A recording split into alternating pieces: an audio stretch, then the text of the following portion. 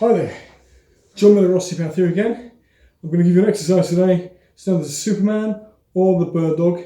The purpose of which is to get you into this position on all fours, and you're going to stabilise your upper half and your lower half together using your abdominal muscles. They keep a neutral spine, so your spine's not going to be rounded or arched this way. Okay, it's going to be kept, as I said, in a neutral position, and you need to think about your pelvic floor at the same time. Now, when you do this, your eye level should be straight down in front of you, so you're looking at your fingertips. You don't want your head up here, and you certainly don't want your head down here, because it's going to affect the alignment of your spine. So what we're going to do is get into this position and start by lifting the arm out in front of you and holding this for 30 seconds while remaining to keep the tummy held in at all times. If it's uncomfortable in the shoulder, you're getting an impingement at the top here, move the arm slightly to the side, that may be a bit easier. You can even bring the arm out to the side here, which is a little bit different, but it's still quite effective. I prefer to have it somewhere about here, so I'm almost in a Y shape if I have both arms, so you can imagine. Okay, so you do that for 30 seconds, repeat on the other side. All the while, of course, you're making sure your eye level is here and your tummy is held in. You then try it with your legs only. So you bring one leg back out behind you, like this. And what you do is you keep your tummy nice and tight, okay? And you want to lift your foot 1 inch off the ground and point the toes, okay? Now you'll notice, of course, the hips here are lower than the shoulders here. Okay, that's because the length from here to here is greater than the length from my knee to my hip here. Okay, so it's perfectly normal. Some people like to bring the legs right up, and that's all very well, but you then end up using the lumbar spine. And the whole purpose of this is actually to use less lumbar spine and use more hip muscles and control it with the abdominal muscles here. Once you've mastered that on both sides, again 30 seconds, you want to then incorporate the arm and the leg together, okay? Of course, all the while making sure you're not twisting the pelvis here, but what you tend to find is as the other arm, the opposite arm comes out, it acts as a counterbalance, so it keeps that neutral spine and stops you rocking from side to side. But of course, all the while, remember, keep the eye level where your fingertips are and keep the tummy held in the whole time, okay? Once you feel comfortable with that, obviously do both sides.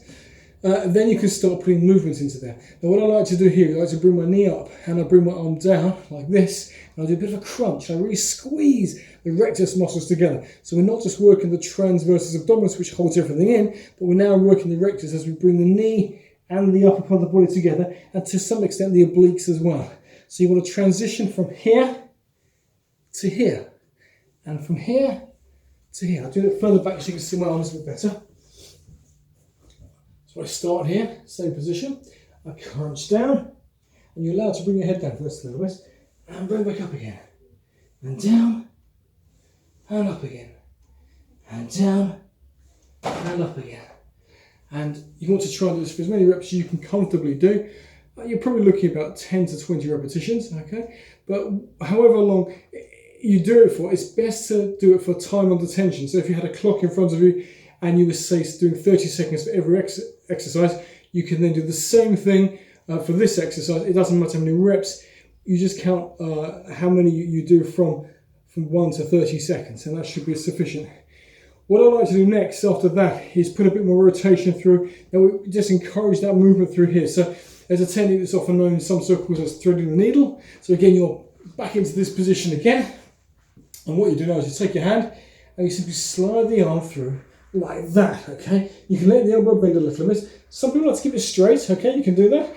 I like to bend it a little bit, so I've got a slight bend, and I'm putting a lot of pressure from the upper pectoris. The upper pectoral muscle, which is here, is now engaged in this position, and the anterior deltoid as well, and a little bit on the tricep.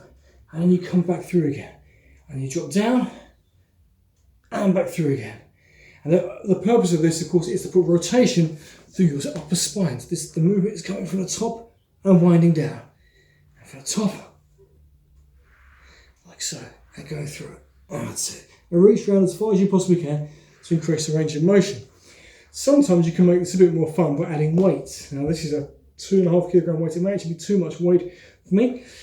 But when you do this, you want to grab hold of the weight like so, keep it just off the ground, so just almost scraping across the ground, and making sure, of course, you're set up properly, holding the tummy in, shoulders down and back, don't up by your ears.